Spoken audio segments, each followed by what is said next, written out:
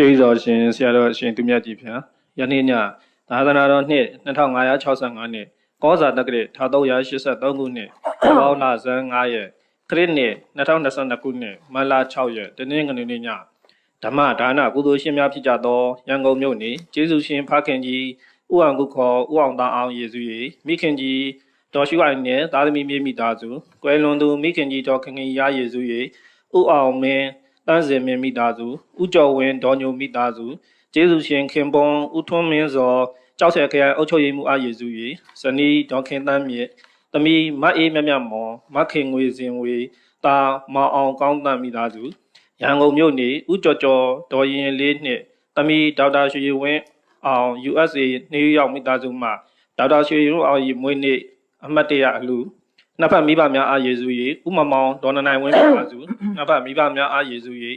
ဥကိုကိုလင်းဒေါ်ဆန်းယူမိသားစုတို့မှစုပေါင်းဆင်ရင်ကျင်းပပြုလုပ်အပ်သောအွန်လိုင်းဓမ္မတွင်နှင့်ဆက်လင်း၍ကျေးဇူးတော်ရှင်ဗမောက္ခချုပ်ဆရာတော်ဘုရားကြီးမှတရားဒေသနာတော်များဟောကြားချီးမြှင့်ပေးသနာတော်မူပါယံဖျား၍တော်ကျေးတော်ဆုံးဥခိုက်၍ယိုသေးစွာလျှောက်တတ်အပ်ပါသည်ဖျား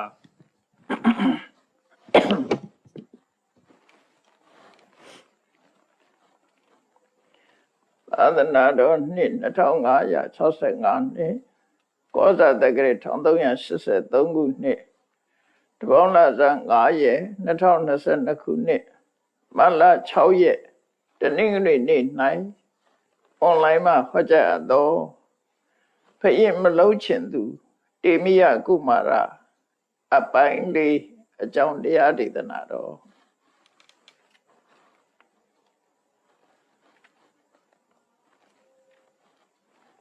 ဘယင်ဖြစ်မှရှောင်းတိန်လူ၍ဆွမ်းအားနာမကြား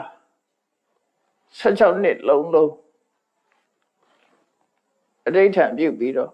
ဆွမ်းအားနာမကြားအောင်ဆောင်းနေတဲ့တေမိယကုမာရမင်းသားဟာနန်းတော်ကစွန့်ပစ်ခြင်းခံလိုက်ရလို့တော်ရင်ကိုရောက်သွားတဲ့အခါသူ့ရဲ့စိတ်နှလုံးဟာအဗဒမဆန္ဒပြည့်သွားလို့ပီတိတွေဖြစ်ပြီးသူဖြစ်ချင်တဲ့ယသိဘဝသူကိုယ်တိုင်ယသိဝတ္တိဆင်မြန်းလို့စိတ်ထဲမှာကြည်နူးဝမ်းသာမှုတွေဖြစ်နေတယ်သူနန္ဒရထတိန်ကဘယ်တော့ခမည်းတော်တွေထပြန်ပြီးတော့တေမိယကုမာရမင်းသားရဲ့ဘဘဝတယုံမှန်ကိုတဏှုတင်တဲ့အခါမှာတဏန်းတော်လုံးဟာဝါမျက်ဝန္တာဖြစ်ကြတယ်ဝါမျက်ဝန္တာဖြစ်ပြီးတော့ချက်ချင်းပဲ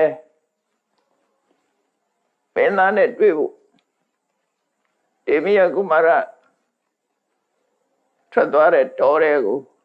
အာရင်လိုက်ချဖို့စီမံကြတယ်ဘုရင်ကြီးကိုယ်တိုင်ကမဟာသေနဂုဋ္ဌဆိုတဲ့အမတ်ကြီးကိုခေါ်ပြီးတော့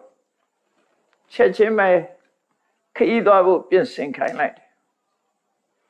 ဘုရင်ဆိုတာညမစကားပုံရှိတဲ့အတိုင်းပဲရှင်မင်းတခါအတွက်အဲကြီးတလှေချက်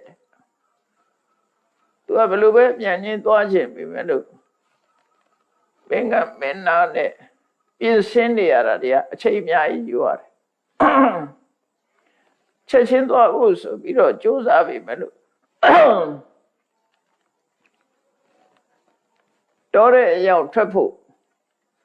ပြင်းနဲ့3ရက်ကုန်သွားတယ်မရောက်သေးဘူးနော်တော်ရဲသွားဖို့ရဘယင်ကြီးကအမိတ်ပေးပြီးတော့ချက်ချင်းပြင်ခိုင်းတယ်ဒါပေမဲ့လို့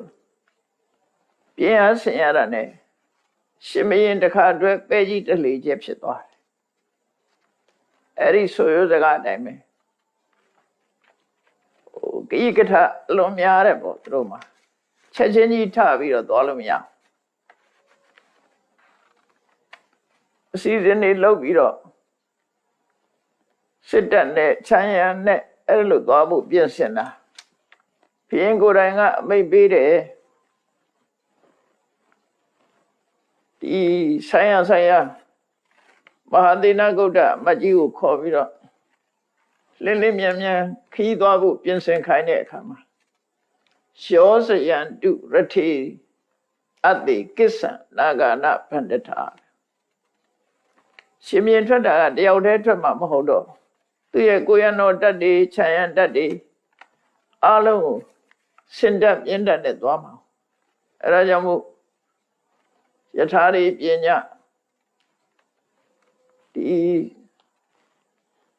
မြင်းတွေကိုကာကြိုးတစားဆင်ညဆင်တွေကိုကာကြိုးတစားဆင်ညနဲ့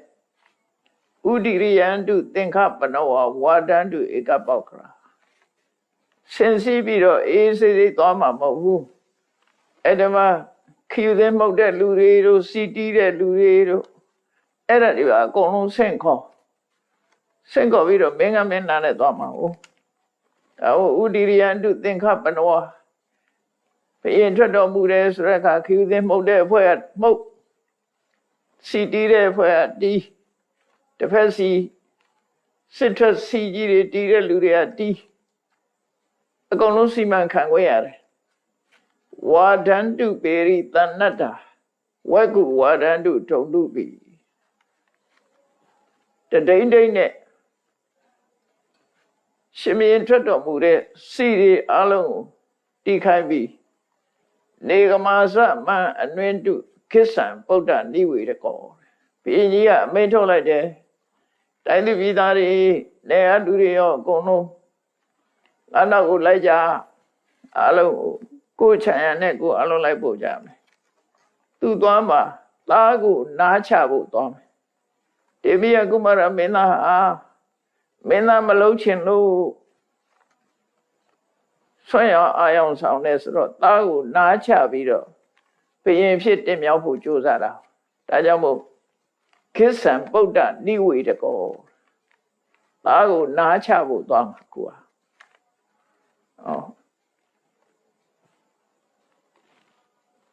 ဘုရင်လုပ်ဖို့ရအတွက်တိုက်တွန်းနှိုးဆော်ဖို့သွားတာဩရောဒာသကုမာရသဝေတိယာနာသပြမနာဘုရင်ရဲ့ခြံရံမောင်မမိတ်တန်တွေမင်းကြီးမင်းသားတွေတိုင်းသူပြည်သားတွေပြမနာတွေလေလုတ်ကုန်တွေအလုံးဟာခိပ္ပံယာနာနိယောဇင်တုခိစ္ဆံဗုဒ္ဓနိဝေရကောမင်းသားကိုနားချဖို့အလုံးလိုက်ပါကြဆိုပြီးအမိန့်ထုတ်တယ်အကုန်လုံးကိုစီမရင်ကိုပြင်ပြီးတော့အလုံးဘယင်းနဲ့ခြံရံလိုက်ပါကြရမယ်ဟထရောဟာအနိကတ္ထာရထိကပတ္တိကာရကစေအင်္ဂါ၄ရက်နဲ့စင်စည်းသူရဲကောင်းနေစင်စည်းတဲ့ကိုရနောတတ်တွေယထာစည်းသူရဲကောင်းနေခြေလင်းသူရဲကောင်းနေအလုံးဟာ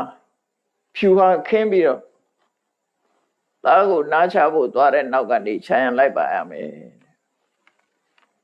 အဲ့တော့ရှေးတုန်းကစင်တက်မြင့်တက်ယထာတက်ခြေလင်းစစ်တက်ဆိုပြီးတော့ရှေးကစစ်ဖွဲ့စည်းနည်းကတစ်မျိုး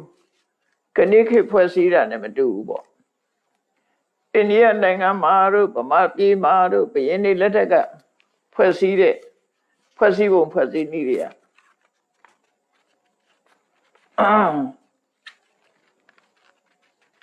စင်တစည်းဆိုလို့ရှိရင်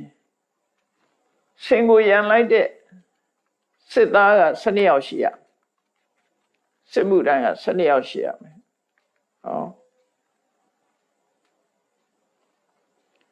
မြင်းစည်းဆိုလို့ရှိရင်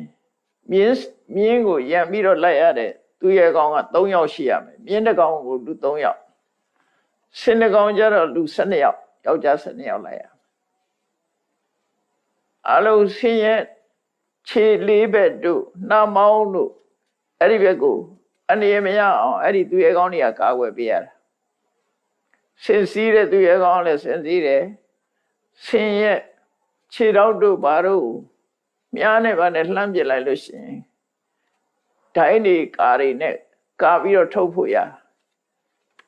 ဆင်းရဲခြေထောက်ကိုစောင့်နေစစ်သားကခြေထောက်တစ်ချောင်းဆိုလို့ရှိရင်4ယောက်နာမောင်းစောင့်နာတို့နောက်ကစောင့်နာတို့အကုန်လုံးအလုံးက12ယောက်12ကောင်ကိုလူ12ယောက်ရန်ရမြင်းတစ်ကောင်ဆိုရင်လူ3ယောက်ရန်ရတယ်ယထာတစီဆိုလို့ရှိရင်လူ4ယောက်ရန်ရတယ် ယထာတစီဆိုလူ၄ယောက်ဒါကအသေးဆုံးစစ်တပ်ပဲစင်တပ်မြင်းတပ်ယထာတပ်ချင်းလင်းစစ်တပ်ရှေ့ရဖွဲ့ဖို့အဲ့တော့တပ်ဖွဲ့ပြီးဆိုတဲ့အခါကျတော့စင်၃စီးကိုတက်စင်၃စီးဆိုတော့တစ်စီးမှာလူက12ယောက်ပါတာကိုလူကလည်းအဲ့ဒီချိုးကြတိုးရမှာပဲနော်စင်၃စီးစင်၃កောင်ပါလို့ရှိရင်ဒါစင်တက်လို့သတ်မှတ်တယ်မြင်း၃စီးပါလို့ရှိရင်မြင်းတက်လို့သတ်မှတ်တယ်ယထာ၃စီးပါလို့ရှိရင်လည်းယထာတက်လို့သတ်မှတ်တယ်နောက်လက်နဲ့ဆွဲကင်တဲ့ခြေချင်းလျှောက်ရတဲ့သူရဲကောင်းတွေက၄ယောက်ကိုရီးယားဇာကကြည်ဦးကြလိမ့်မယ်အဲ့ဒီမှာကြည့်လို့ရှိရင်အဲ့ဒီပုံစံနဲ့ပဲနော်ရင်းစီးတဲ့လူတွေပါတယ်နောက်ကလိုက်ရတဲ့လူတွေပါတယ်အဲ့ဒီပုံစံပဲသူတို့ဒါပေမဲ့ကိုရီးယားဇာကတွေထဲမှာတော့ဆင်းနေမပါဘူးမြင်တော့ပဲပါတယ်ဒါရှေးခေတ်ကတော့အဲ့ဒီနော်စင်တပ်ဆိုဒီမှာစင်၃စီးနဲ့ဖွဲ့စည်းထားတာမြင်းတပ်ဆိုဒီမှာလည်းမြင်း၃စီးနဲ့ဖွဲ့စည်းထားတာယထာတပ်ဆိုဒီမှာလည်းလူယထာ၃စီးနဲ့ဖွဲ့စည်းထားတယ်ချင်းလင်းစစ်တပ်ကျတော့လူ၄ယောက်နဲ့ဖွဲ့စည်းထားတယ်အဲ့ဒါကိုစစ်တပ်တစ်ထပ်လို့ခေါ်တယ်ရှေ့ခေတ်ကแต่ခုခေတ်တော့တပ်ရင်းတို့ဘာတို့ဒီလိုခေါ်တာတွေအမျိုးဆုံးရှိမှာပေါ့နော်ခုခေတ်နဲ့မတူဘူးအဲ့ဒါကိုပါဠိပိဋကစာပေမှာဒါတွေကသေချာရေးထားလို့ဟတ္ထိဒွါရတပောတောတိပုရိသောဒုရကောရထောစတုပောတောတိဧကေနလက္ခဏေနဓမ္မန္တတောရှင်တစီမှာလူ12ယောက်မြင်းတကောင်မှာလူ3ယောက်ယထာတစီမှာလူ4ယောက်အဲ့ဒီစံချိန်နဲ့အနည်းဆုံးဖွဲ့စည်းရမယ်တဲ့ဖွဲ့စည်းလိုက်လို့ရှင်ဟဋ္ဌာနိကံရထာနိကံဟယနိကံရထာနိကံတယောနော်အနိကဆိုတဲ့စကားလုံးကိုသုံးတာဟဋ္ဌာနိကဆိုတာစင်တက်စင်၃စီးပါရမယ်ဟယနိကကမြင်းတက်ဆိုတော့မြင်း၃စီးပါရမယ်ရထာနိကံကယထာစစ်တက်အဲ့ဒါကလူ၃စီးပါရမယ်အလုံးသူဆိုင်ရလက်နဲ့တွေဆွဲကြိုက်ပြီးတော့၃စီးနောက်လက်နဲ့ဆွဲကြိုက်တဲ့ခြေလင်းစစ်တပ်ဆိုတာသူကခြေချင်းလိုက်ကြရတာအဲ့လူတွေကအဲ့ဒါလူဒါအ ਨੇ ဆုံးစစ်တပ်ဆိုတော့ကာတိဘိရင်သွားတာအဲ့ဒီတည်းများမယ်ပေါ့တိုင်းပြည်မှာရှိတဲ့တပ်တွေအကုန်လုံးဆင့်ခေါ်ပြီးတော့ပြင်နာစင်နာနဲ့တယ်မယ်3ရက်ကုန်သွားတယ်တဲ့ကုန်လောက်တယ်ပေါ့နော်ဟထရောဟအနိကထရထိကပတ္တိကာရကခိပ္ပံယာနာနိယောစင်တုခိစ္ဆံဗုဒ္ဓနိဝေဒကောဒါကိုနားချဖို့သွားမဲ့ခရီးမှာရှင်စီသူရဲကောင်းနေကိုရနောတတ်တွေမြင်းစီသူရဲကောင်းနေယထာစီသူရဲကောင်းနေခြေလင်လိုက်ပါတဲ့သူရဲကောင်းနေအားလုံးအစင်းနဲ့အကုန်လုံးပြင်ညာလို့အမိန့်ထုတ်တယ်တမဂတဇာနာဗရာနေကမာသတမဂတခိပ္ပံယာနာနိယောစင်တုခိစ္ဆံဗုဒ္ဓနိဝေဒကောဘုရင်ကြီးကအမိန့်ထုတ်တာအဲ့ဒါတိုင်းလူပြည်သားတွေနေရလူတွေအားလုံးကိုရှိတဲ့ကိုရဲ့အချမ်းရအနေနဲ့ကိုရှိတဲ့ရင်းနေနဲ့ပြင်းစင်ပြီးတဲ့အခါဘုရင်ကြီးနောက်ကနေရံပြီးတော့လိုက်ကြရမယ်လို့အားလုံးမိန့်ထုတ်တယ်အဲ့ဒါလို့မိန့်ထုတ်တဲ့အခါကျတော့ဒီမြင်းတွေကိုပြင်ဆင်တဲ့သူရဲကောင်းတွေယထာရိနေပေါ့လေမြင်းတွေပြင်ဆင်ပြီးတဲ့နောက်မှာအစင်းတဲ့ဘုရင်သွားဖို့ရအတွက်နိုင်ရင်ပြင်ပြတ်သက်မှာဖြူဟာခင်းပြီးတော့အစင်းသင်းစောင့်ကြရတယ်အဲ့မှာ3ရက်ပြည့်တဲ့နေ့မှာအစင်းသင်းစောင့်နေကြ အဲ့ဒီစောင်းတဲ့အခါမှာအသေသသာရတိယုတ်တိတိန္ဒဝေတိကဝါနေရာဇဒရံဥပကိစ္ဆုရှုဒ္ဓဒေဝဣမေဟယဘုရင်ကအမြန်သွားမှာဆိုတော့သူကတော့မြင်းနဲ့သွားမဲ့သဘောရှိတယ်ကျန်တဲ့ဟာတွေကစင်တတ်တိပါတွေကနောက်ကလိုက်ရမှာအကုန်လုံးသူကရှေ့ကမြင်းတက်နဲ့သွားမှာအဲ့တော့မြင်းတက်နဲ့သွားမှာဆိုတော့မြင်းစီသူရဲကောင်းတွေကမြင်းတွေကိုရွေးချယ်လိုက်တယ်သိန္ဒဝေတိကဝါနေအပြေးတန်နဲ့သိန္ဒောမြင်းတွေကိုရွေးချယ်ပြီးတော့သွားသိန္ဒောမြင်းဆိုတာဗမာတွေကတော့နတ်မြင်းလို့ထင်နေတာသိန္ဒောမြင်းဆိုတဲ့အဓိပ္ပာယ်ကသိန္ဒဝဆိုတဲ့အရပ်မှာဝေးထားတဲ့မြင်းမျိုးကိုခေါ်တာနော်ပြောရမယ်ဆိုရင်တော့မြင်းအထွားကြီးတွေလာမြင်းလို့ခေါ်တဲ့ဟာတွေပေါ့အဲ့ဒါတွေကအိန္ဒိယနိုင်ငံမှာအခုပါကစ္စတန်နဲ့အိန္ဒိယနယ်စပ်နားမှာသိန္ဒုမြစ်ဆိုတာရှိတယ်အိန္ဒုမြစ်လို့လည်းခေါ်တယ်ဟိုရှိတော့ကလေးအဲ့ဒီအိန္ဒုမြစ်ဝမ်းဆိုတာယဉ်ကျေးမှုအမှန်တမ်းရှေ့ကြတဲ့ယဉ်ကျေးမှုရှိတယ်ဟောပါကစ္စတန်နဲ့အိန္ဒိယကြားထဲမှာအိန္ဒုမြေဝမ်းသို့မဟုတ်သိန္ဒုမြေဝမ်းဆိုတဲ့ဟာရှိတယ်အိန္ဒိယသမိုင်းဖတ်ဖို့တဲ့လူတွေတွေ့နေမယ်အဲ့ဒီဒေသကမြင်းမွေးတဲ့ဒေသပဲမြင်းတွေမွေးပြီးတော့ရှောင်းတာမြင်းကုန်တဲ့တွေအများကြီးရှိတယ်မြင်းမျိုးကောင်းတွေကိုစပ်ပြီးတော့အဲ့ဒီကမွေးတာအဲ့ဒီမြင်းကိုသိန်းတော်မြင်းလို့ခေါ်တာသို့တော့ဗမာတွေကတော့သိန်းတော်မြင်းဆိုရင်နတ်မြင်းလို့ထင်နေကြတာသိန်းတော်မြင်းဆိုတာမြင်းကြီးတွေကထွားလဲထွားတယ်အပြေးလဲတန်တယ်အဲ့မြင်းကြီးတွေကိုဆွလို့တယ်ပေါ့နော်မြင်းပိန်ပိန်လေးတွေဟိုပကံကခွက်ချက်နဲ့သွားတဲ့မြင်းပိန်လေးတွေမဟုတ်ဘူးမြင်းလဲဆွဲတဲ့မြင်းပိန်လေးတွေမဟုတ်ဘူးမြင်းကြီးတွေကထွားတော့ကြိုင်ကြီးတွေနဲ့တမ်းမာတဲ့မြင်းကြီးတွေကိုဆွလို့တယ်လာမြင်းကြီးတွေအဲ့ဒါကိုသိန်းတော်မြင်းလို့ခေါ်တာသိန္ဒုဆိုတဲ့အရပ်မှာမွေးတဲ့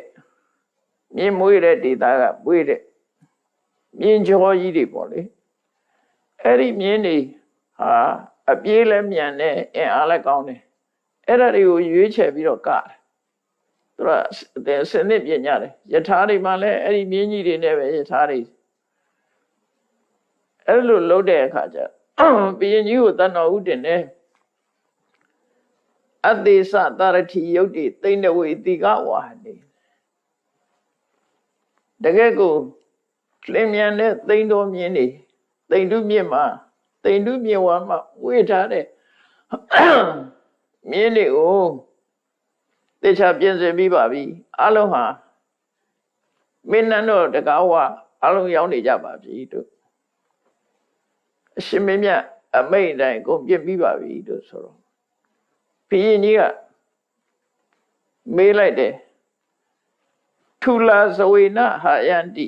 ခိတာဟာယန္တိယာမုနာထာမုနာမင်းတို့သိန်းတော်မြင်းနေကတယ်ဆိုပေမဲ့လို့ဝါတဲ့မြင်းနေကရင်ကတော့သိမပြေးနိုင်ဘူးတဲ့ပုတ်အိုင်နဲ့မြန်မာမဟုတ်ဘူးတဲ့လူများလည်းကြည့်ပေါ့လူဝါကြီးတွေကသိမသွားနိုင်ဘူးနိလင်းမြန်မပြေးနိုင်ဘူး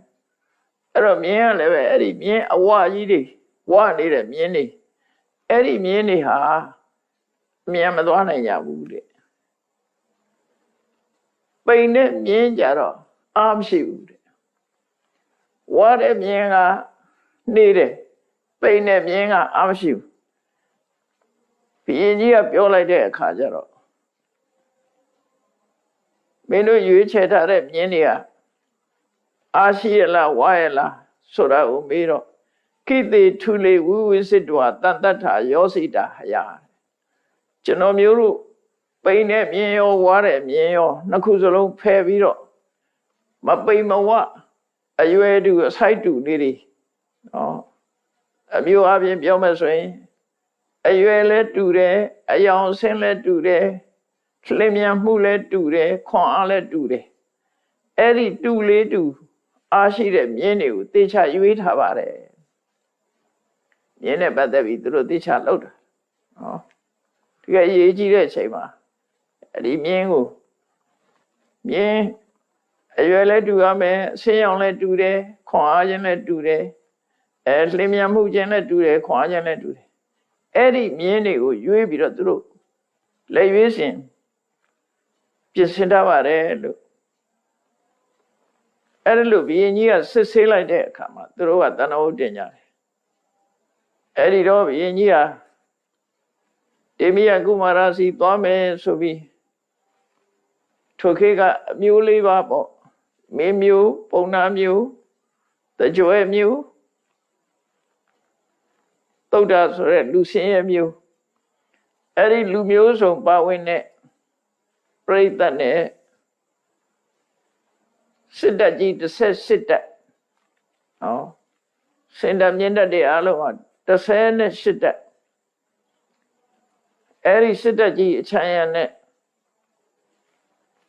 သွားဖို့ရပြင်ဆင်နေတာနဲ့ပဲ3ရက်ကုန်သွားတယ်4ရက်မြောက်ကြတော့မှစပြီးတော့ခီးထွက်နိုင်တယ်မြို့ကစပြီးတော့ထွက်တယ်အဲ့ဒါမှယူသင့်တာတွေယူပြီးတော့တေမိယကုမာရနဲ့ချိန်ထားတဲ့စီကိုသူနန္ဒရဲ့ထားတိုင်းကိုရှေ့ဆောင်ထားပြီးတော့လမ်းပြထားပြီးတော့ဘုရင်ကြီးကတေမိယကုမာရမင်းသားစီကိုထွက်တယ်တတောရာဇတရမာနောယုဒ္ဓမာရုံရှသန္နနံဣထာကာရံဣဇဘာတိတဗ္ဗဝအနုယထမံဘုရင်ကြီးကယထာစီးပြီးတော့လိုက်တာခုနလင်းမြန်တဲ့မြင်းတွေကထားတဲ့ယထာပေါ်မှာသူတက်ပြီးတော့သူ့ရဲ့ချမ်းရံမောင်မမိတ်တန်တွေကိုပြောတယ်နင်တို့အလုံးငါနဲ့အတူလိုက်ခဲ့ကြဆိုအမိတ်ပေးပြီးတော့သူကရှေ့ရယထာနဲ့ထွက်တယ်ဝါလာပိစနိမုန်နိတံခက်ကံသတ္တင်စပန္တရံဥပါတိရထမာရုံရှသုဝနေဟိအလင်္ကတာဘယင်သွားတာရှင်လောင်းနေတာသာကြည်အလုတ်ကအမတန်လျှောက်တယ်နော်ကွမ်းတော်ကိုင်တို့ပန်းတော်ကိုင်တို့ပါတယ်လို့ပဲဘုရင်ကြီးရဲ့ဒီတာမီရတို့သင်္ချစ်တို့တန်လျက်တို့ထီပြူတို့အဲ့ဒါတွေကိုင်တဲ့လူတွေကလည်းအကုန်လုံးလိုက်ရတယ်ဝလဲတော်ကိုင်တဲ့လူတို့ကွမ်းတော်ပန်းတော်ကိုင်တဲ့လူတွေတို့အကုန်လုံးဘုရင်ကြီးညောင်းရင်အိပ်ဖို့လဲဖို့ခေါင်းကစားပြီးအကုန်လုံးကိုင်ပြီးတော့လိုက်ကြရတယ်နဲ့တူကြတယ်သူလုံးချင်တာအကုန်အိမ်သာကွယ်မြတ်ပါအောင်မလားတော့မသိဘူးခုခေတ်ဆိုရင်တော့ပါမှသိကြတယ်အဲ့တော့အကုန်လုံးပဲဒါတွေအကုန်လုံးကင်ပြီးတော့လိုက်ကြရတယ်တတောတရာဇာပါယတိပုရခတ္တဝနာသာရတေသူနန္ဒယထာရင်းကိုရှေ့ကလှုပ်ပြီးတော့ဘုရင်ကြီးကလိုက်ခိပ္ပမေဝဥပကိစီယထသမ္မတိတေဟုတေမိယောအဲ့တော့ပြင်းနာစင်နာသာကြာတာသွားတာကတလောက်ကြီးကြာမှာမဟုတ်ဘူးလင်းလင်းမြန်မြန်သွားလိုက်တယ်တေမိယကုမာရနေတိုင်တဲ့ဒေသကိုမကြခင်ပဲရောက်သွားတယ်တဲ့ရောက်သွားတဲ့အခါတေမိယကုမာရကယသိအတွင်ပြောင်းထားပြီခုချိန်မှာခဏ3ရက်အတွင်းမှာသူယသိဝက်လိုက်ပြီလေယသိအတွင်ပြောင်းထားတော့သူ့ရဲ့ခရီးအတိုင်းသူနန္ဒရဲ့ထားတိုင်းနဲ့သတ်မှတ်ထားတဲ့နေရာကိုသူကရောက်နှင်းနေတယ်တင်္စဒိဋ္ဌဝနာအာယန္တံစလန္ဒမိဝတေဇတာခတ္တတံကပရိပြုံလံတိမိယောဧဒတပြဝီမင်းကမင်းနာနဲ့အခမ်းအနားနဲ့တကူရှိန်ဝါတောက်ပစွာနဲ့မင်းစိုးရာဇပရိသတ်တွေခြံရံပြီးတော့ရှောက်ရှိလာတဲ့ခပီးတော်ကာတိမင်းကြီးကိုတေမိယကုမာရယသိကကျိုးဆိုပြီးတော့နှုတ်ခွန်းဆက်တယ်16နှစ်လုံးလုံးကသူကမလှုပ်နိုင်မရှားနိုင်စကားမပြောတတ်နားမကြားရအောင်ဆောင်းလာခဲ့တာသို့တော့အခုခါမှာတော့ပြုံပြုံရွှင်ရွှင်နဲ့တတ်လဲလဲတက်ကြွကြွနဲ့ခပီးတော်မင်းကြီးကိုကြိုးပြီးတော့နှုတ်ဆက်တာကိစီနုတာတကုသလံကိစီတာတအနာမယ တာတာဆိုတဲ့စကားလုံးကသူကပမာလို့ပြန်ရင်ဖာခမီးတော်ပေါ့ဖေဖေလို့ခေါ်တာ ਨੇ တူတူပဲဒီတိရိလင်္ကာနေတော့ကဒီစကားလုံးတွေပဲသုံးတာသူတော့တိရိလင်္ကာကကိုလမိုမြို့မှာနေတော့ကကျောင်းပတ်ဝန်းကျင်မှာအိမ်နေရှိတယ်နေ့လေကျတော့သူတို့စကားပြောတာတွေအကုန်ကြားနေရတယ်ဘာတွေကြားတော့ဆိုရင်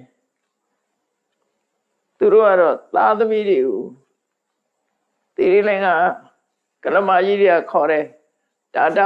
တာနဲ့ခေါ်နေတာကြားနေရတယ်ဒီသုံးပဲတာပဲပုဒ္ဒါလို့ခေါ်တာလည်းရှိတယ်အဲ့လိုဒီသုံးနေနဲ့သူတို့သုံးနေတာပဲဒီဟိုမှာသူတို့စကားလုံးမဲ့တာအဲ့တော့ဒီမှာနာရောက်လာတဲ့အခါမှာရှေးဥစွာနှုတ်ဆက်တာဒါနေကောင်းလားကြမ်းမလားမေးတဲ့သဘောပါကိစ္စနုတာတကုသလံဘယ်လိုလဲခမည်းတော်နေကောင်းပါရဲ့လားကိစ္စတာတအနာမယယောဂကင်းပါရဲ့လားသဗ္ဗသရဇကဉ္ညာယောအာယောဂမရှမာတရောကျွန်ုပ်ရဲ့ဘယ်တော့ဖြစ်တဲ့ရာဇကဉ္ညာတွေရောဘောမပရိသတ်တွေရောအလုံးနေကောင်းကြပါရဲ့လားကျိုးဆိုပြီးတော့နှုတ်ခွန်းဆက်စကားကိုယသိလေးကအဲ့လိုပြောတယ်ဒါပေမဲ့ယသိပါဝါနဲ့သူပြောတာမဟုတ်ဘူးတာတလို့ခေါ်တာအဲ့ရသုံးစကားနဲ့ခေါ်တာပဲနော်သူကခုမှယသိဖြစ်စာဆိုတော့ယသိပါဝါနဲ့တက္ကအကြီးလို့ခေါ်တာမဟုတ်ဘူးတာတလို့ခေါ်တာရှေးခေတ်ကအဲ့လိုပဲကိုအဖေကိုတာတလို့ခေါ်တယ်အမေကျတော့အမလို့ခေါ်တယ်ဗမာစကားနဲ့လည်းခတ်စင်တယ်အမဗမာတွေကအမေတီဝါလူတွေကအမအဲ့တော့ဒီစကားလုံးတွေသွားတူနေတယ်နော်အဲ့တော့ကြိုပြီးတော့ဖာကပြီးတော့ဘယ်လိုလဲကျမကြီးကောင်းပါရဲ့လားယောဂကဲပါရဲ့လားမောင်မမိတ်တန်ချွေရပရိသတ်တွေရောကျွန်ုပ်ရဲ့မေတော်ရောနေကောင်းပါရဲ့လားနဲ့တေဘိယကုမာရယသိလေးကအဲ့လိုမေးတဲ့အခါဆွမ်းနာမကြလို့ရင်တော့16နှစ်လုံးစကားမပြောဘူးတဲ့မင်းသားကအခုဘဝရရချိုးသားတဲ့စကားလုံးတွေနဲ့ပြောနေတော့အာသက်စရာပေါ့နော်အဲ့တော့ဘုရင်ကြီးလည်းဝမ်းမြောက်ဝမ်းသာဖြေတယ်ကုသလင်းစေဝမေပုဒ္ဒသာတော့အနေကောင်းပါလေအထောပုဒ္ဒအနာမယံသာတော့ဤယောဂကဲပါလေသဗ္ဗသရဇကဉ္ညာယောအရောဂတုံရှမတရောရာဇကဉ္ညာရီမောင်မမိတ်တန်ဤအားလုံးမေတော်နဲ့ဒုဒဝယောဂကဉ္ညာပါလေလို့ဒါသူနေကောင်းလာမေးတာပထမနောက်ထပ်သူဘာတွေဆက်မေးတုံးဆိုတော့နှုတ်ဆက်စကားပြောနေတာကွာကိစီအမိစ္ဆပောတာတကိစီတေသူရမပ္ပိယကိစီသစ္စေသဓမ္မေသဒါနေတေရမတိမနောဟာကပြီးတော့အရက်မတော့ဘူးဆိုတာဟုတ်ကလားအရက်မတော့တော့ဘူးလားအရက်မတော့တာသိကြရဲ့လားအရက်ရောတော့သေးလားလို့မေးတာနော်ဒါဘာလို့မေးတာလဲဆိုတာထူးထူးဆန်းဆန်းပေါ့နော်အမိစ္ဆပေါ့သေရက်ကိုရှောင်တာဟုတ်ပါရဲ့လားကိစီတေသူရမပ္ပိယံအရက်ကိုမမက်မောတာဟုတ်ပါရဲ့လားအထောသစ္စေသဓမ္မေသဒါနေမိဒါနေတေနိရတောမနောကိစီသစ္စေသဓမ္မေသဒါနေတေရမတေမနောဘယ်လိုလဲတဲ့အမှန်တရားပေါ်လို့မဉ္ဇဉ်တရားတွေပေါ်လို့ဒါနကောင်းမှုအပေါ်မှာစိတ်တဲ့အမွေးတွေပြောပါပြရလား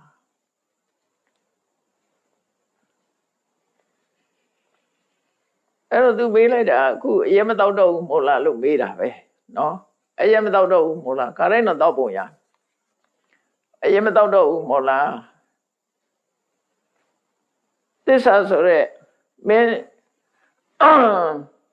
င်းမသစ္စာလူမဂတိလေ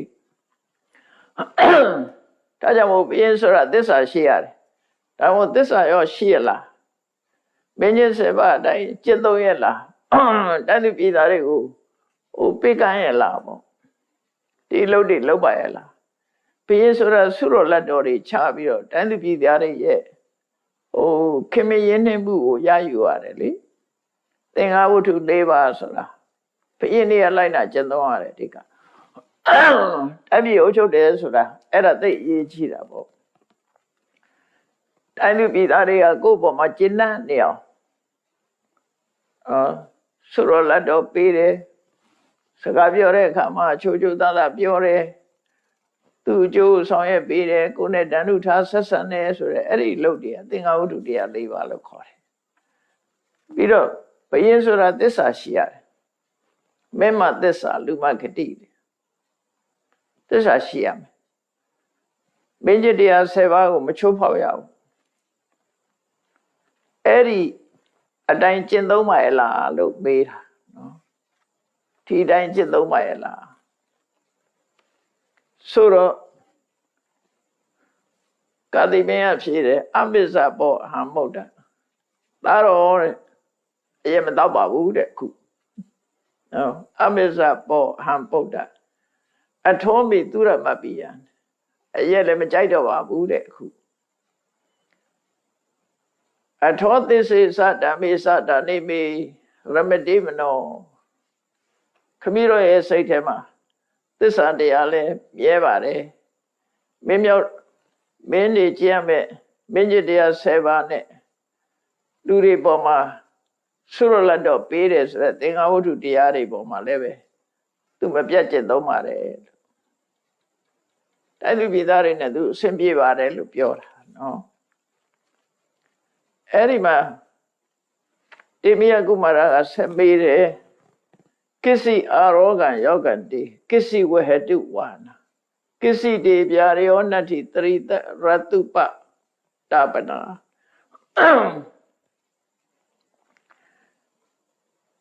ခမည်းတော်မင်းကြီးရဲ့စီးတော်ရင်းနေဟာစင်နေမြင်းနေဟာယောဂကဲမရလားဒါလည်းအရေးကြီးတာပေါ့နော်ခုကလူကားမှမဟုတ်တာအဲ့ဒီကောင်တွေလည်းကျမ်းမာဖို့လိုသေးတာပေါ့နော်ဒါမို့လို့ဆင်းဆိုလို့ရှိရင်ဆင်းစရာမြင်းစရာတွေထားရတယ်ဆင်းတိမ်မြင်းတိမ်ဆိုတာဆင်းကိုဆေးကူးတဲ့ဆရာတွေရောခုခေတ်ဆိုရင်တော့တိမွေးကူပေါ့နော်အဲ့လိုဆရာတွေခန့်ထားရတယ်သူကစင်တတ်ထဲမှာအဲ့ဒီပုဂ္ဂိုလ်တွေပါတယ်မြင်းတတ်မှာလည်းအဲ့လိုပုဂ္ဂိုလ်တွေပါတယ်မြေယောဂရရင်ဆေးကူးမဲ့ပုဂ္ဂိုလ်ဆင်ယောဂရရင်ဆေးကူးမဲ့ပုဂ္ဂိုလ်စင်တတ်မြင်းတတ်မှာအဲ့ဒီဆေးဆရာတွေပါပါတယ်သူတို့ခေတ်မှာဒါအရေးကြီးတာအရေးကြီးတော့အဲ့ဒါကိုမေးတာကိစီအာရောဂံယောဂံဒီစင်နေမြင်းတွေရောကျမ်းမာရဲ့လားကိစီဝေတိဝါနာနော်ရှင်ဖြစ်အသုံးပြုနိုင်ကြရဲ့လားကိစီတေပြာရောနတ္ထိသူတို့မှာယောဂကင်းကြရဲ့လားခန္ဓာကိုယ်မှာရောက်ရှိနေတဲ့ယောဂမရှိတာမှန်လားလို့ဆိုအထောအာရောဂံယောဂံမေအထောဝဟတိဝဟနာအထောမေပြာရောနတ္ထိတရိရတုပတပနာခန္ဓာကိုယ်မှာဆွဲကပ်လာတဲ့ယောဂတွေမရှိပါဘူးတဲ့စင်နေမြင်းတွေလည်းကျမ်းမာကြပါတယ်သူတို့ဟာဝန်ကိုထမ်းဆောင်နိုင်ကြပါတယ်လို့ဖြေ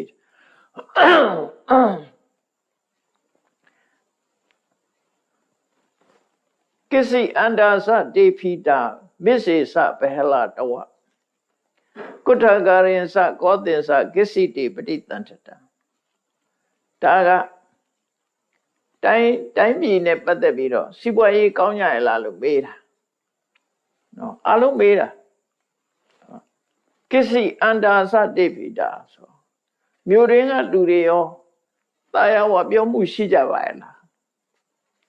ဝပြောတယ်ဆိုတာစီးပွားရေးတွေမကြက်တဲဘူးပေါ့နော်ချောင်းချောင်းချီရှိကြတယ်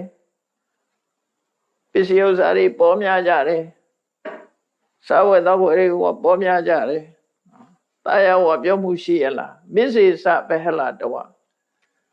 မြို့တော်ရဲ့အလယ်မှာလူကြီးထူထပ်တဲ့ဒေသတွေမှာရောတာယာဝပြောမှုတွေရှိကြပါရဲ့လားကုဋ္ဌာကရင်စကောသင်္စကိစ္စတိပရိသန္တတာရှင်မင်းကြီးရဲ့ဗန္နာတော်ခြိကြတွေရွှေတိုင်းငွေတိုင်းတွေရောပြည်တင်းပါရဲ့လားအဲ့ဒါလည်းအရေးကြီးတာပဲစဘာကြီးတွေလည်းစဘာနဲ့ပြည့်နေဖို့လိုတယ်ကိုရောင်ထဲမှာဆံပြည့်စဘာပြည့်ရှိနေဖို့လိုတယ်တိုင်းလူပြည်သားတွေအတွက်ငွေကြေးတနာလည်းပဲဗန္နာတိုင်းတွေမှာအပြည့်ရှိနေဖို့လိုအပ်တယ်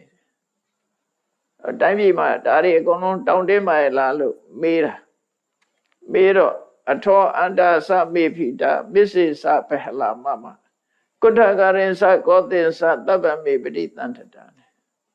အလုံးဟာပြည့်စုံပါတယ်တဲ့အတွင်ရောအပြင်ရောမြို့လေကောင်ရော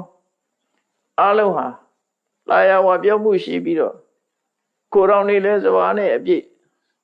ဆန်းစဘာပဲတွေနဲ့နော်အပြည့်ရှိတယ်ငွေကြေးပဏ္ဍာတိုက်တွေလည်းပဲအပြည့်ရှိပါတယ်လို့ဖြေတယ်အဲ့လိုဖြေလိုက်တဲ့အခါကျတော့မှနောက်ဆုံးမှပြောတော့ဆိုသောကတံတေမဟာရာဇအထောတေအတုရကတံပဋိဋ္ဌပေတုပန္လင်္ကံယထရာဇာနိတကတိလာချင်းနှုတ်ဆက်စကားတွေပြောနေလိုက်တာနော်မေးလိုက်ဖြေလိုက်သားဖနှစ်ယောက်ပြောနေရကနေပြီးတော့ဒါချုပ်ဆိုတဲ့စကားခုမှလာသောကတံတေမဟာရာဇဒီကြတော့မှမဟာရာဇလို့ခေါ်လိုက်တာစောစောတုန်းကတော့ဖကပီးတော်လို့ခေါ်တယ်ဒီကြတော့သူယသိအနေနဲ့ခေါ်လိုက်တာသောကတံတေမဟာရာဇပြတ်တော့မင်းကြီးတင်မင်းကြီးလာခြင်းဟာကောင်းသောလာခြင်းမှာ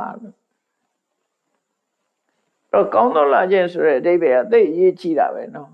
ခုခေတ်ကတော့ကျိုးစိုးပါတယ်ဆိုတာပြောကြတာသောကတံဆိုတဲ့အဓိပ္ပာယ်ကသူအာဂတသူကကောင်းသောအာဂတလာရောက်ခြင်းအကျိုးရှိသောလာရောက်ခြင်းအကျိုးပြုမဲ့လာရောက်ခြင်းအဲ့ဒါတွေကိုသောကတံလို့ခေါ်တာအင်္ဂလိပ်စကားက welcome ဆိုတာနဲ့သွားတူတယ်သူတို့အဓိပ္ပာယ်ကတော့ကျိုးဆိုပါတယ်လို့ပြောတာ welcome ဆိုတဲ့အဓိပ္ပာယ်တလုံးစီအဓိပ္ပာယ်ကြည့်မယ်ဆိုရင် world ဆိုတာကောင်းတယ် come ဆိုတာလာတာကောင်းသောလာခြင်းပဲဒီမှာလဲသွားကတံကသူ့အာဂတံသူ့ကောင်းသောအာဂတံလာရောက်ခြင်းလို့ဆိုလို့တယ်အကျိုးရှိတယ်ပျော်ရွှင်ပဲကောင်းတဲ့လာရောက်ခြင်းဟာကောင်းသောလာရောက်ခြင်းပဲဒုက္ခပေးဖို့လာတာမဟုတ်ဘူးနှုတ်နှဝအကျိုးဖြစ်တော်နဲ့ပျော်ရွှင်ပဲကောင်းတဲ့လာရောက်ခြင်းကိုသွားကတံလို့ခေါ်တယ်အိန္ဒိယနိုင်ငံမှာဂဏိတိဒီစကလုံးကိုသုံးတယ်ဆွာကတ်ဆိုတာအဲ့ဒါပြောသူတို့တန်ကဆွာကတ်လို့သုံးတယ်ဆွာကတကျိုးစိုးပါတယ်ဆိုတဲ့စကားလုံးပဲဒါနော်သွားကတံဆိုအထောတိအဓုရကတံပို့ပြီးတော့ပြပြင်းတဲ့ကောင်းသောလာခြင်းဖြစ်ပါတယ်ဆိုပြီးတော့တေမိယကုမာရကပဋိဋ္ဌပင်တုပန္လင်္ကံယထရာဇာနိတကတိဖယင်းလာတယ်ဆိုတာသူ့ရဲ့အသုံးဆောင်ပစ္စည်းတွေကအကုန်လုံးသူတာဝန်ခံနေနဲ့အကုန်လာခဲ့တာဖယင်းထိုင်ဖို့ပလင်ခဲဖို့လူတွေလည်းပါတယ်လေအလုံးဟာသူထိုင်ဖို့မလုပ်ဖို့အကုန်လုံးပါလာတာအဲ့တော့ပဋိဋ္ဌပင်တုပန္လင်္ကံယထရာဇာနိတကတိဘီမင်းကြီးထိုင်ဖို့ရပလင်ကိုခင်းပေးလိုက်ပါပြောလိုက်တာနော်ကဲဘီရင်ထိုင်မဲ့ခင်းပေးလိုက်ပါဆိုကျိုးစိုးစကားပြောပြီးတော့ရှစ်သေးလေးကအဲ့လိုဘီရင်ကြီးထိုင်ဖို့ထိုင်နေရပလင်ကိုခင်းပေးလိုက်ပါခုခေတ်တော့ကလထိုင်လို့ခေါ်တာပေါ့နော်ကလထိုင်လို့ခေါ်တာဘယ်လိုတွေကွဲလဲမသိဘူးဘုန်းကြီးတွေထိုင်တာကြတော့တရားပလင်လို့ခေါ်တယ်တရားဟောတဲ့အခါခေါ်ပန်းလင်္ကာဆိုတဲ့ဖမဘယင်းတွေထိုင်တဲ့ပလင်မျိုးကြတော့နောက်ကတကယ်ကြီးတွေပါသေးတယ်အဲ့ဒါမျိုးကြီးတွေတော့ဘာကြမှာပါမှာ ဘာနဲ့တူတော့ဆိုရင်သင်္ဇာလီဆိုတဲ့နောက်မိပါတဲ့ကလထိုင်ကြီးတွေဖြစ်နိုင်တယ်အခုတော့ကလထိုင်လို့ခေါ်နေကြတာဘာဖြစ်လို့ကလထိုင်လို့ခေါ်လဲဆိုကလားတွေထိုင်လို့ဖြစ်လိမ့်မယ်နော်ဗမာတွေကအရင်ကအဲ့လိုထိုင်ဖို့မရဘူးဘယင်လောက်ပဲထိုင်ကြတာအလုံးကကျမ်းပေါ်မှာထိုင်ကြတာအင်္ဂလိပ်မျက်နှာဖြူတွေကအိန္ဒိယကလူတွေနဲ့ဗမာပြည်ကိုသိမ်းတာကိုအဲ့တော့အဖြူမဲ့တွဲလာတဲ့အခါမှာအလုံးကိုကလားလို့ခေါ်လိုက်ပြီးတော့ကလဖြူကလမဲလို့ခေါ်တယ်ဗမာပြည်ကိုသိမ်းတာအဖြူကခေါင်းဆောင်အနေနဲ့တင်ပါတာအိန္ဒိယကလားတွေနဲ့သိမ်းတာဗမာပြည်သိမ်းတော့ဒါကြောင့်အင်္ဂလိပ်ဆိုရဗမာပြည်ကလူတွေကကလဖြူလို့ခေါ်တာကလဖြူမင်းတက်တုံးကနဲ့အဲ့လိုသုံးတယ်ရှေးလူကြီးတွေကလဖြူလို့ပဲသုံးတယ်တခါတလေတော့ဘိုးလို့သုံးတယ်ဒါမှမဟုတ်ယောက်ျားလေးသပင်ပုံစံကိုဘိုးကေလို့ခေါ်တာနော်ကေဆိုတာတော့ကေတာပါပဲသပင်ကဘိုးလို့ထားတဲ့ကေတာပေါ့ဘိုးကေဆိုပြီးတော့စကလုံးတွေအဲ့လိုပေါ်လာတာအဲ့တော့အင်္ဂလိပ်တွေထိုင်တဲ့သူတို့ထိုင်လေးသုံးလေးရှိတဲ့ထိုင်ကုန်တွေဖြစ်လို့ကလထိုင်လို့တွင်သွားပုံရပါတယ်ကြားကလထိုင်ဖြစ်သွားတယ်ဗမာပြည်နေထိုင်တာကနောက်ခံနောက်မီတကယ်ကြီးတွေနဲ့ဒီပလင်ကြီးတွေရှိတယ်လေအဲ့လိုဟာကြီးကြတော့ဟိုတဲ့ဖို့ဒီတဲ့ဖို့တော့ခက်ခဲလိမ့်မယ်ပေါ့ဒါကြောင့်မို့လို့ထိုင်ကုန်တွေယူသွားတယ်အဲ့ဘယင်ကြီးထိုင်မှုရအဲ့ဒီပလင်ကိုခင်းပေးပါဆိုကလထိုင်ချပေးတယ်လို့သာမှတ်ပြီးတော့အနိုးဆိုမျက်စိနဲ့မြင်မှာမဟုတ်ဘူးเนาะအဲ့ဒါလို့ပလင်ချပေးလိုက်တဲ့အခါမှာဘုရင်ကြီးကထိုင်သလားလို့ဆိုမထိုင်ဘူးဘုရားလောင်းကသူတော်စင်အိုးနဲ့ဖြစ်နေတာတေမိယကုမာရကသူ့သားလို့ဆိုပေမဲ့လို့စတွေ့တဲ့အချိန်မှာယသိဖြစ်နေပြီယသိဖြစ်နေတော့ယသိကိုယသိလေးစားတဲ့အနေနဲ့ခင်းပေးတဲ့ပလင်ကလထိုင်ကြီးပေါ်မှာမထိုင်ဘူးအဲ့ဒီတော့တေမိယကုမာရကကဲပလင်မောမထိုင်ဘူးဆိုလို့ရှိရင်သိရွက်အခင်းလေးခင်းပေးလိုက်ပါသိရွက်အခင်းဆိုတာအဲ့ဒီခေတ်ကတော့မြက်တွေနဲ့တုပ်ထားတဲ့ဟာလည်းဖြစ်နိုင်တယ်ပေါ့နော်သိရွက်တွေနဲ့တုပ်ထားတဲ့အခင်းလည်းဖြစ်နိုင်သိရွက်တွေပုတ်ပေးတာတော့မဟုတ်တော့ဘူးအဲ့တော့သေမြာခင်းတို့လိုဟာမျိုးပေါ့သိရွက်တွေပါတွေနဲ့ပဏ္ဏတန္ထာရလို့ခေါ်တယ်ပဏ္ဏတန္ထာရဆိုအခင်းလုပ်တဲ့အရွက်တွေနဲ့ခင်းတာတဲ့ဟာမျိုးဖြစ်အဲ့ဒီသိရွက်အခင်းကိုခင်းခံလိုက်တယ်ပေါ့ဆိုတော့ဘုရင်ကြီးကိုအဲ့ဒီသိရွက်အခင်းပေါ်မှာထိုင်မိုးဆိုပြီးဣဒေဝတေနိတိတတ္တုနိယတေပဏ္ဏတန္ထရေဒါသူ့ရဲ့ယသိเจ้าမှာရှိတဲ့သိရွက်အခင်းပေါ့ယသိเจ้าမှာရှိတဲ့သိရွက်အခင်းကိုခင်းခိုင်းလိုက်တယ်ခင်းခိုင်းပြီးဘုရင်ကြီးထိုင်ဖို့လုပ်ပြီးဣဒေဝတေနိတိတတ္တုနိယတေပဏ္ဏတန္ထရေခင်းတဲ့သိရွက်အခင်းမှာအရှင်မင်းကြီးထိုင်မှာတဲ့ဒါအဲ့ဝတ်ပြုတာပေါ့ထိုင်เสียပေးရမှာဒါအဲ့ဝတ်ပြုတဲ့သဘောဣတောဥရကမာရယပါတိပက္ခလယတုတိခြေတော်ဆေးဖို့ရေတွေပါတွေလည်းဆင်သင်းလုပ်ပြီးတော့ဒီကနေပြီးရေယူပြီးတော့ခြေတော်ကိုဆေးပါလို့ဒါသူတို့ခင်မှာမြတ်စွာဘုရားလည်းတူတူပဲခရီးသွားပြီးလို့ရှိရင်ခြေတော်ဆေးတယ်ခြေတော်ဆေးဖို့ဆိုတာထားကိုထားရတယ်ဆင်သင်းခဏခေတ်တော့မရှိတော့ပါဘူးအဲ့ဒီစီကံကိုလိုက်နာတာတော့ဟောရိတ်တာကဟောဆရာတော်ကြီးညွှန်ကြားချက်နဲ့လိုက်နာနေတော့မယ်အဲ့ဒါဖဏမစည်းဘူးဖဏမစည်းတော့ဒီတိုင်းသွားတယ်ဟောမှာရှိတဲ့ကမ္မထာကြောင့်လေးတွေဒီကအတက်ကလေးမှာခြေဆေးဝရလေးတွေလောက်ထားတွေ့တယ်ပိုင်းလေးတွေနဲ့နော်ဒါရှေးထုံတန်းစင်လာအဲ့လိုရှိတယ်ခြေစေးအင်းမြင့်တို့ကိုအနည်း၌ထားခြင်းဆိုတာရှေးကလောက်ရတယ်အဲ့ဒါ အဲ့ဝပြုတဲ့အခါမှာခုခေတ်တော့သူကဒီစကားကိုလိုက်နာတာသိပ်မရှိတော့ပါဘူးဘုန်းကြီးကြောင့်နေမှာလဲသိပ်ပြီးတော့မလုပ်တော့နော်ခြေတော့ဆေးတာသိပ်မရှိတော့ဘူးကွာသွားလဲလာလဲကားနဲ့သွားကြတာဆိုတော့သိပ်ပြီးတော့လဲမလို့ပြီးတော့ဖဏစီးလာတာဆိုတော့လဲသိပ်မလို့တော့တဲ့အဓိပ္ပာယ်ဖြစ်သွားတယ်ရှေးခေတ်ရှေးထုံးစံကတော့ကိုညောင်းသွားကြတာဆိုတော့ခြေတော့ဆေးကြတယ်ခြေတော့ဆေးပြီးတော့မှကျောင်းပေါ်တက်ကြတယ်ဆောက်ဦးပေါ်တက်ကြတယ်ထိုင်ရရှိတာထိုင်ကြတယ်အဲဒါကြောင့်ဣရိဝတေနိတိတတုနိယတိပါဏတန္တရေအဲ့တော့ထိုင်ခိုင်းပြီးမှခြေတော့ဆေးတယ်ဆိုတော့ဒါထိုင်ကုန်ကနည်းနည်းမြင့်သလားမသိဘူးထိုင်ပြီးတော့မှခြေတော့ဆေးမဲ့သဘောပဲမြတ်စွာဘုရားကလည်းဒီကဏ္ဍဂုရိတိုင်နာမှာဆိုလို့ရှိရင်ထိုင်ပြီးတော့ခြေတော့ဆေးတာခြေတော့ဆေးပြီးတဲ့အချိန်မှာဩဝါဒပေးတာပဲခြေတော့ဆေးရင်ကနေကဏ္ဍဂုရိတိုင်ပေါ်မတက်ခင်ခြေတော့ဆေးပြီးဩဝါဒပေးတာဆုံးကပြန်လာလို့ရှိရင်အဲ့လိုလုပ်နေကြနေ့တိုင်းဩဝါဒပေးတယ်ထုံးလဘတရား၅ပါးနဲ့ဩဝါဒပေးတာအဲ့တော့အဲ့ဒီရှေးကအစဉ်လာတွေပေါ့ခဏခေတ်တော့မရှိတော့ဣတောဥရကမာရယပါရိပက္ခလယတုတေဟောဒီတရားရည်နဲ့ခတ်ပြီးတော့ခြေထောက်ကိုဆေးပါဆိုပြီးခြေဆေးစရာရည်နဲ့အစဉ်သင်းလုပ်ပေးထားတယ်ပေါ့အဲ့ဒီမှာကာသီဘုရင်ကြီးကတေမိယကုမာရရဲ့သိလေးကိုလေးစားတဲ့အနေနဲ့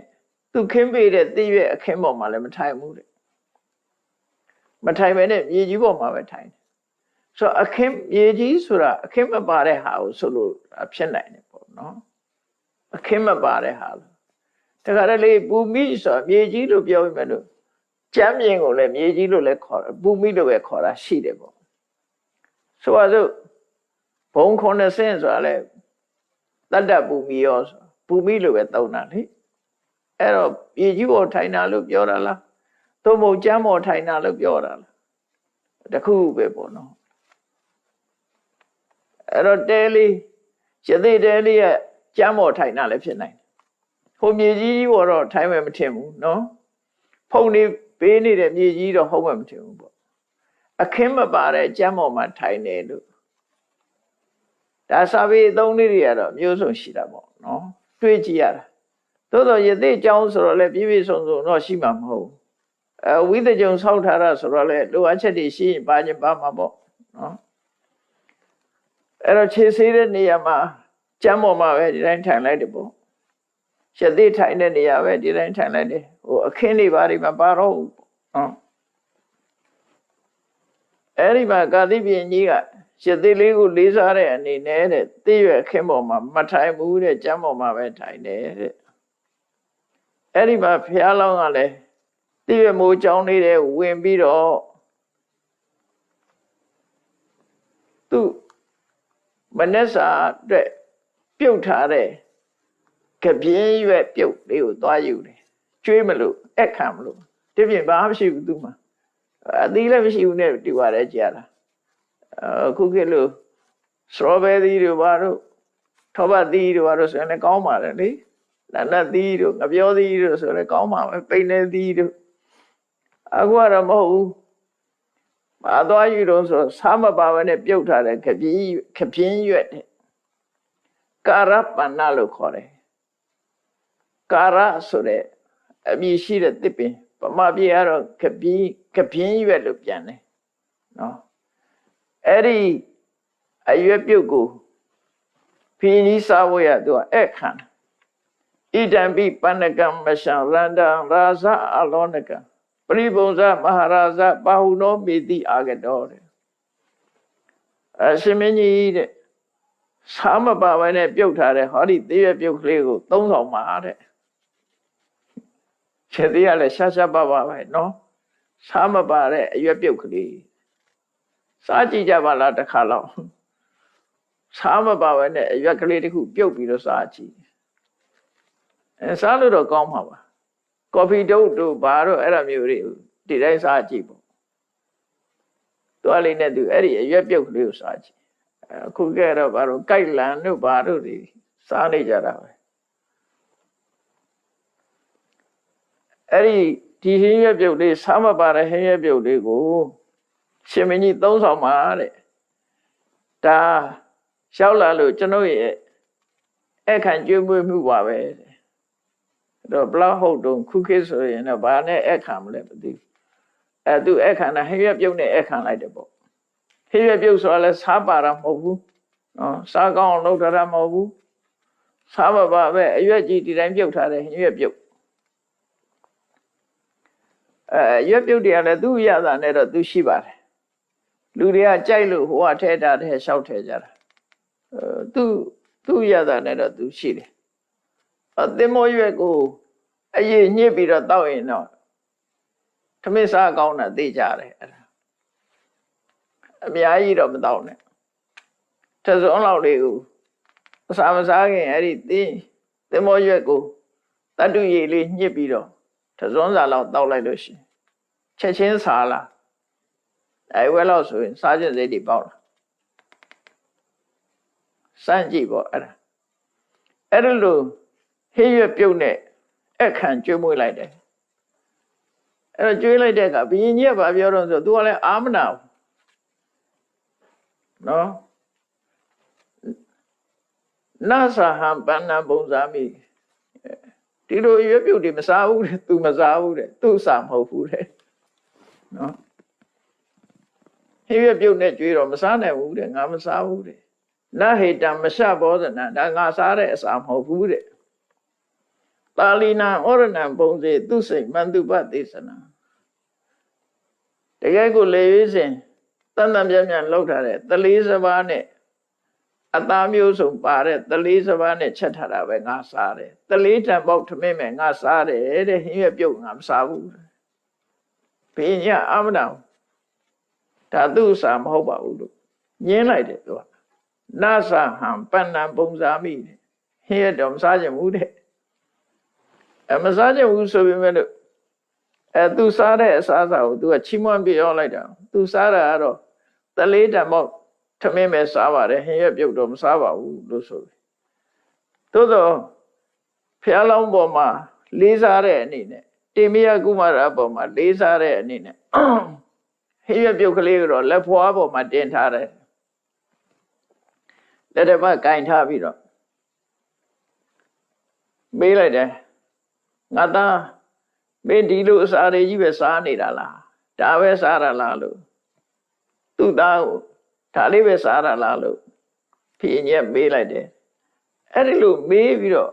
ဟင်းရွက်ပြုတ်လက်ကကင်ပြီးမေးနေတဲ့အချိန်မှာစန္ဒဒေဝီမိဖုရားနဲ့အဖွဲ့ကရောက်လာချက်ချင်းတော့သူတို့နောက်ကြတော့ဆင်းနေလာနေကြတာနေမှာရောက်လာတဲ့အခါမောမမိတ်တန်ခြံရအနေနဲ့အလုံးက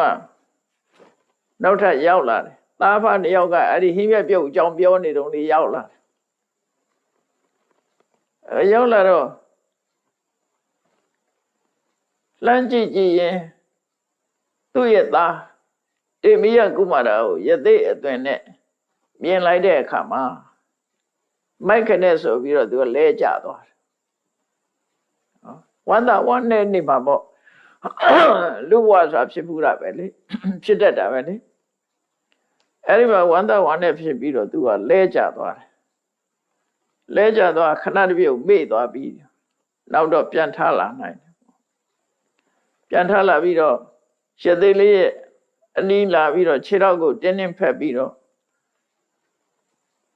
မျက်ရည်ဆူရွှဲနေတဲ့မျက်နှာနဲ့ငိုပြီးတဲ့အခါမှာသူအားရအောင်ကိုပြီးတော့မှထားတယ်အဲ့ဒီလိုမိဖုရားပြန်တတိယလာတဲ့အခါမှာလက်ထဲမှာဟင်းရွက်ရသေးလေးစားတဲ့ဟင်းရွက်ပြုတ်ကိုကင်ထားတဲ့ဘုရင်ကြီးကဒီမှာခြိသမ်းမှာကွာမင်းသားစားတဲ့အရွက်ခြိသမ်းမှာသူဒါလေးစားနေတာလို့ပြောတယ်မင်းသားစားတဲ့အစားခြိသမ်းမအောင်လို့ဆိုပြီးတော့ပြ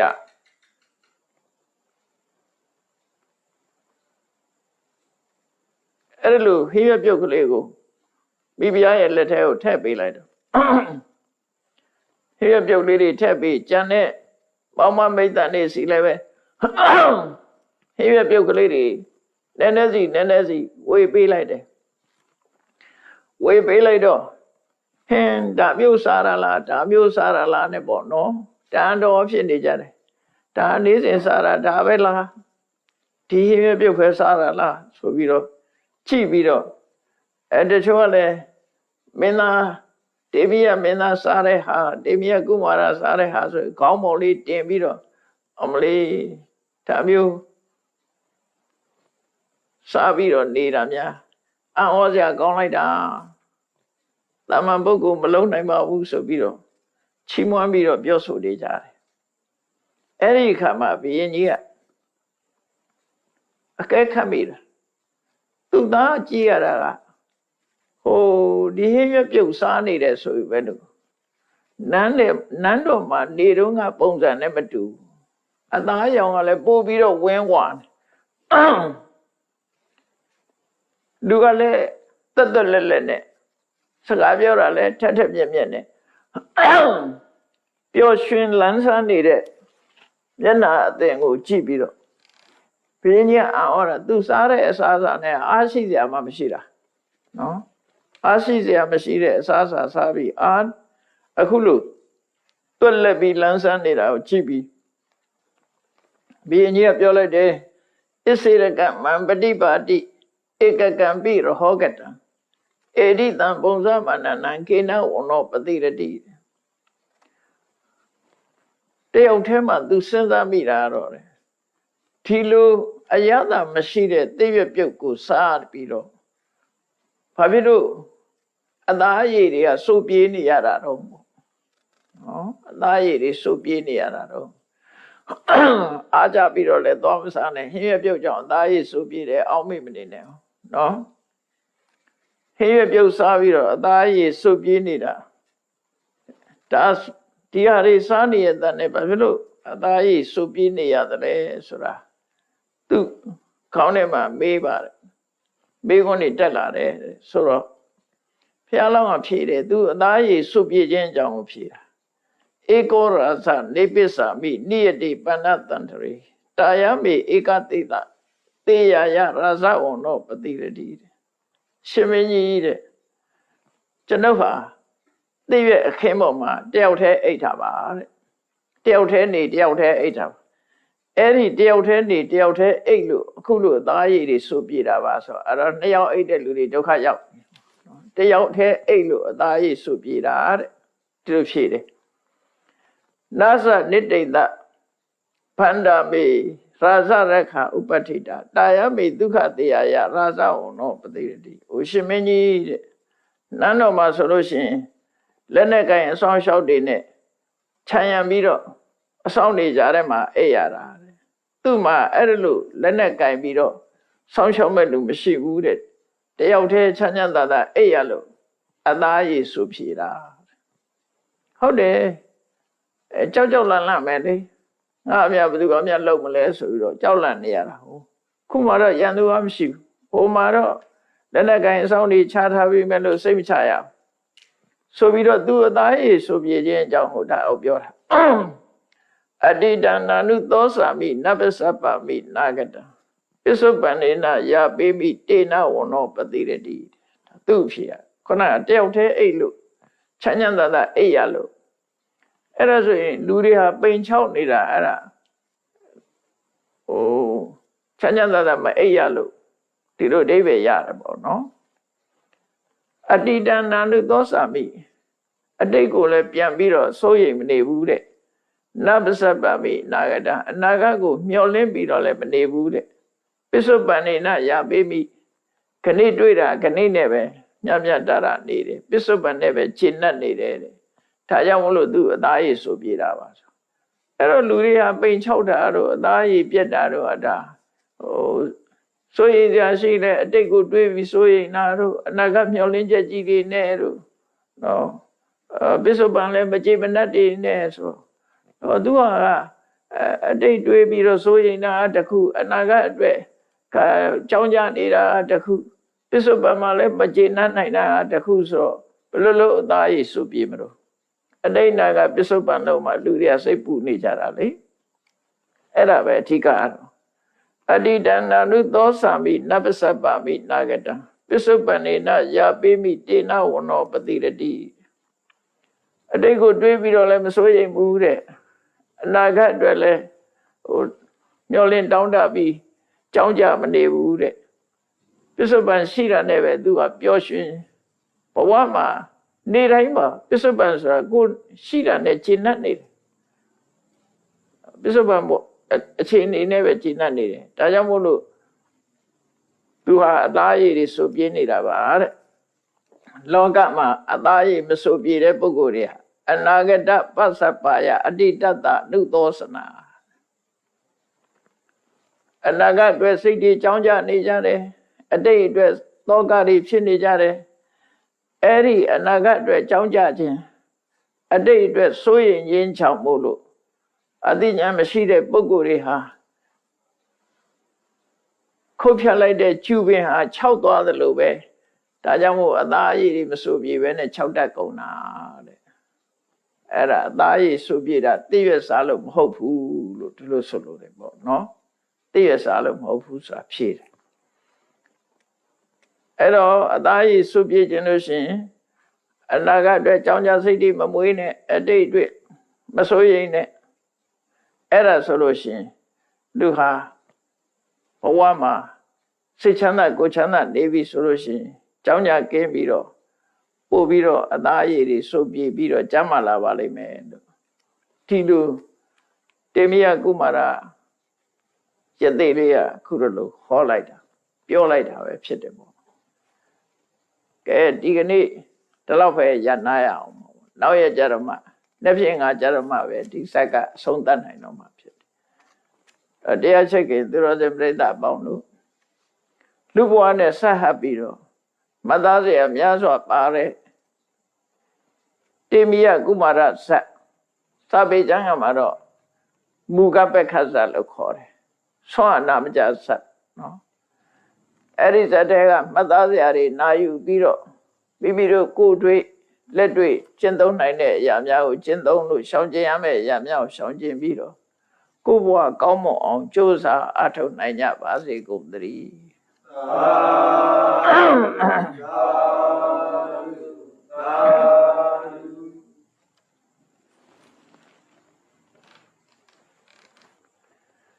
ရှေ့သက်ချာအောင်ရှင်ဖေယ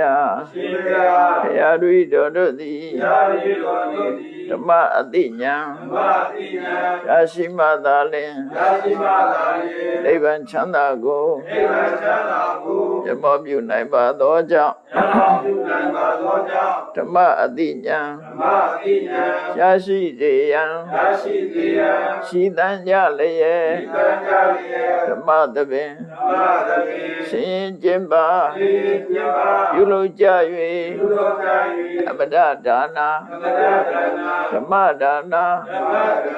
တရားအလူတော်ကိုပေးလူကြပါကုန်၏